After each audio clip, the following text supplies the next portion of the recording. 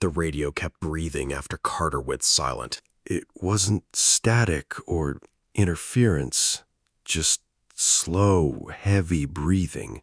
Outside, the fog had swallowed the road whole. Carter had been less than a quarter-mile ahead of me. His last words were calm, telling me not to follow his light. Then his headlamp appeared between the trees, but it was behind me. I don't sleep much anymore. Retired men are supposed to find peace in quiet rooms. What I don't have is quiet. Some stories need witnesses, even if the witness comes too late. This happened in February of 2004. I was working seasonal patrol out of the Enumclaw side. I was assigned with Carter Bell, a search and rescue volunteer. We found her snowshoe tracks near the first lake. They began to curve off trail into a stand of old hemlock. Carter crouched over them for a long time. On the far side of the cedar were boot prints. Not hers. Men's boots, long stride, deep heel. The bottoms looked almost smooth, like old leather soles worn flat. At 8:43, the call connected for 11 seconds. Emily's voice came through, very faint. She said the ranger said to wait by the blue light. A little before 9, we found Emily's red shell jacket. It was hanging from a branch about 7 feet off the ground. I used a branch to lift the jacket down. It was dry inside, warm too. Then I noticed the blue marks. Small blue glows, low to the ground, scattered in a line. Each point of light was pulsing softly under the snow. The radio popped. Then Emily's voice came through. "Ranger Bell, I can see you." Carter took the radio from my hand and switched it off. The trees here felt different, like they were watching us. My compass needle just started spinning in circles. We were deeper in the woods than I ever wanted to be. There were barefoot prints in the snow, leading us deeper. I reached out to touch one, and I could feel heat coming off the ground. Carter grabbed my arm before I could get any closer. We found a trail sign nailed to a dead tree. It was the same one I walked past at the trailhead that morning. It looked like it had been there for years, covered in moss and rust. Then I heard my own voice calling out from the trees. It sounded exactly like me, tired and impatient. I wanted to answer, but I knew it wasn't me. Carter told me to count my fingers. He said the forest gets sloppy with details if you don't look straight at it. Then the voice changed, and it was my father calling me Danny. I saw a figure in a ranger coat standing in the trees. It looked wrong, like the shape was just a little off. Carter tackled me, and when I looked back, it was gone. The forest started repeating itself over and over. We kept passing the same cedar tree, but the tape we left was gone. We started finding things from other searches, like a child's mitten. The snow just stopped, hanging in the air like it was frozen in time. I reached out to touch a flake, and it just vanished. Then the radio turned on, even though it was smashed to pieces. Emily stepped out from behind a tree, barefoot and cold. She was holding the gum wrapper Carter had dropped earlier. Behind her, more shapes were gathering in the trees. Carter told me not to follow him. He walked toward Emily, and the trees opened up like a doorway. Then he was gone, and I was left alone in the dark. I ran because my body remembered the way down. Branches tore at my face as I scrambled through the dark.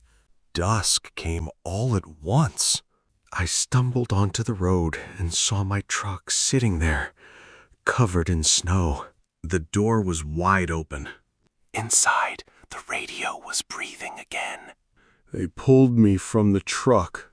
I tried to tell them, but the words just wouldn't come out. They found her on the 4th day.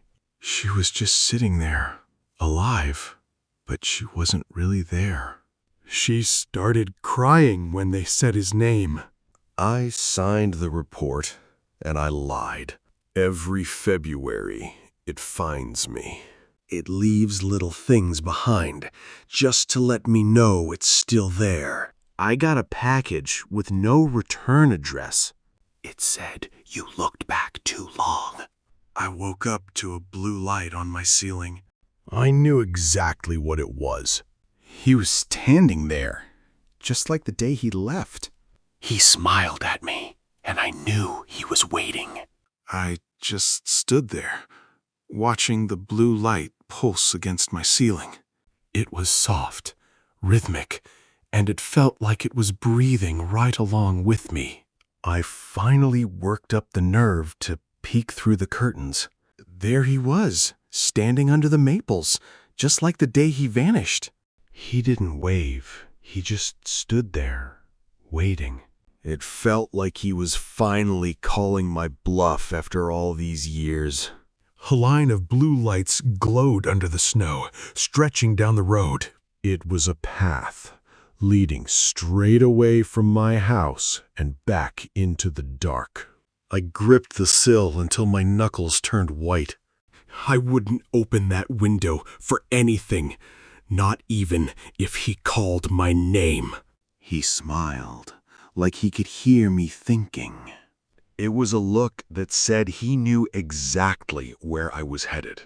I watched him walk away until he was just a shadow in the dark. Then the lights went out, one by one, and I was left alone in the quiet. Morning finally came, cold and gray. I had to know if it was real, so I walked to the front door. I stepped out onto the porch and my heart just stopped. Every single footprint in the yard was facing toward the house. I realized then that the forest never really lets you go. Some stories don't end. They just wait for you to come back.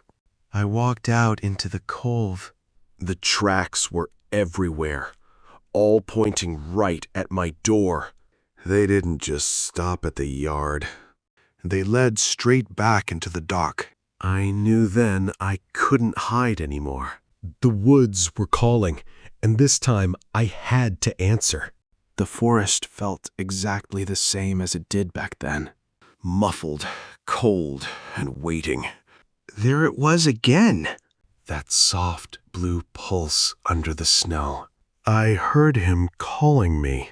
It sounded like Carter, but it wasn't him. I passed the same tree again. The forest was repeating itself. "Count your fingers," he said. 1, 2, 3, 4, 5, 6, 7, 8, 9, 10. There he was, standing in the trees, just like before. I didn't turn back. I just kept walking into the light. I reached the spot where he was standing.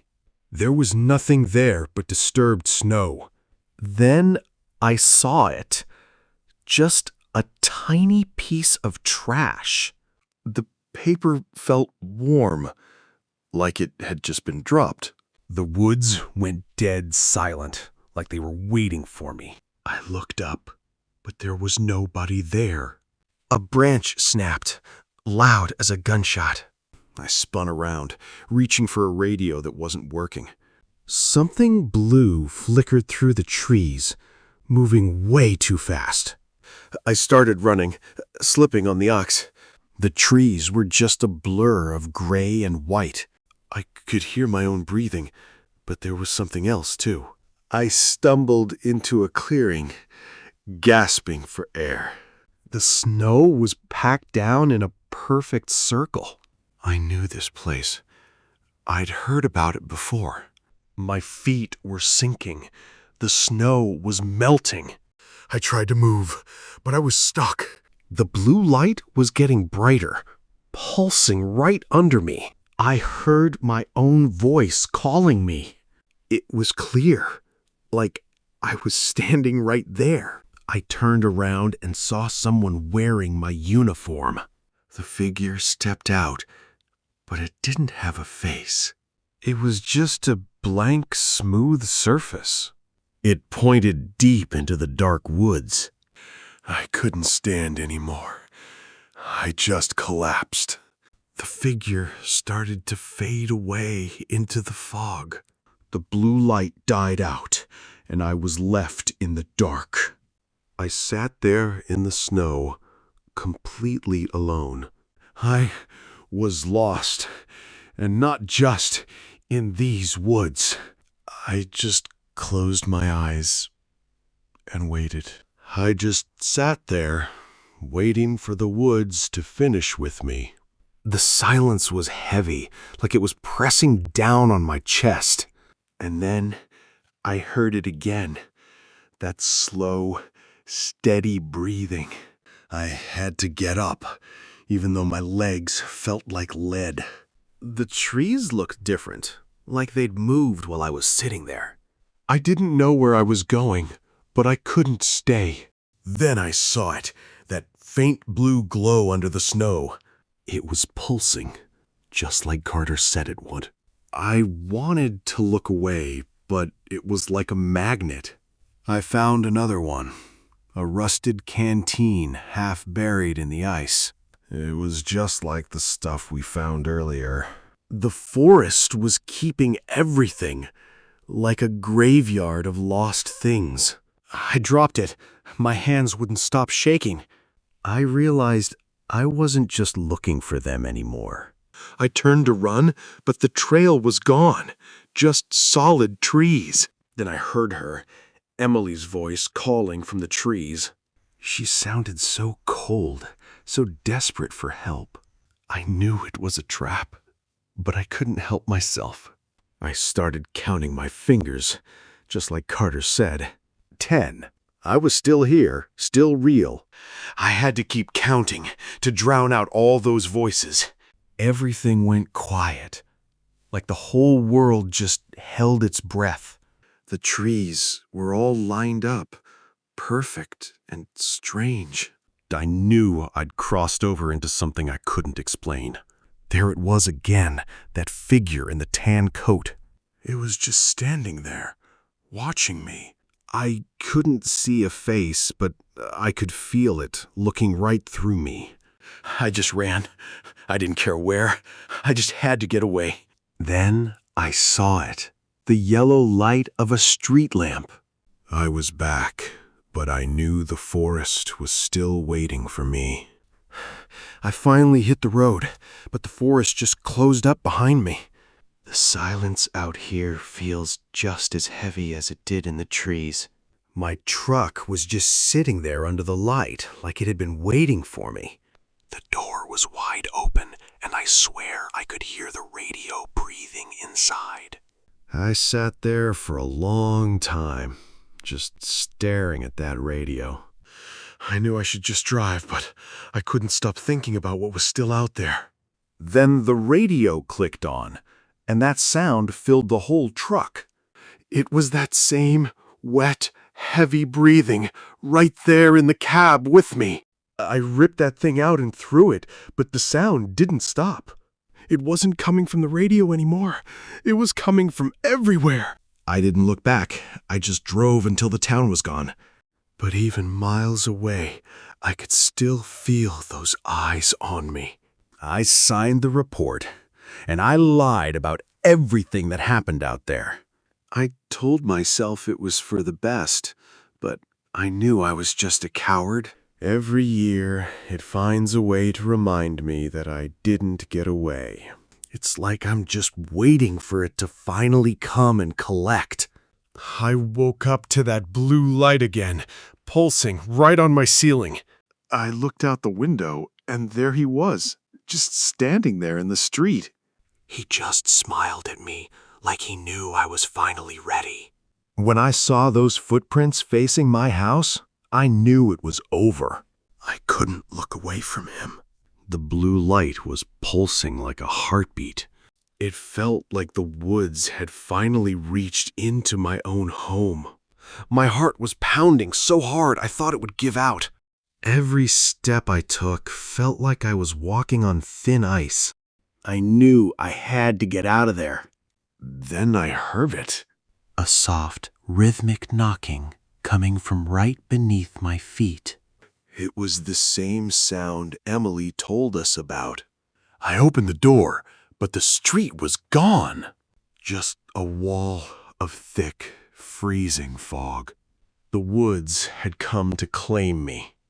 The cold hit me like a physical blow. I turned back, but my house was already disappearing. It was just fading into the trees. I started walking, but I didn't know where I was going.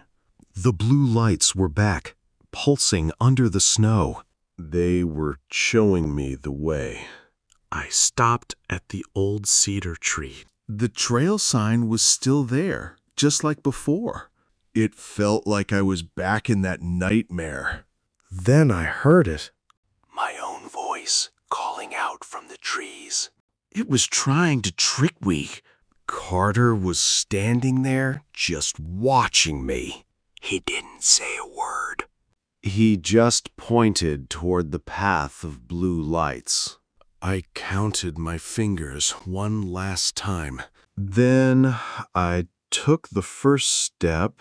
I was finally going home. I'm walking into the light now. The forest is humming, like it's alive. Every step feels like leaving my old life behind. There are people standing in the trees. They're just waiting, faces turned away. I can't look at them. I just can't. Carter is waiting at the end of the path? He looks exactly like he did that day. The cold is getting into my bones now. I reach out to touch the air. Everything is turning blue. It's not a life. It's just a memory. He's smiling at me like he understands. He points back at the life I'm leaving. It looks so small from here. The ground is turning into a mirror. I'm sinking into the forest floor. I'm finally becoming part of the story. He takes my hand, and it's warm. The light is getting so bright now. Everything is holding its breath. The wind is rushing through everything. I'm letting go of all the fear. I'm not a ranger anymore. The morning light is cold and quiet. The forest looks like nothing ever happened. Just a wrapper left in the snow. The snow covers everything in the yard. The house is empty and quiet now. Nobody knows where he went.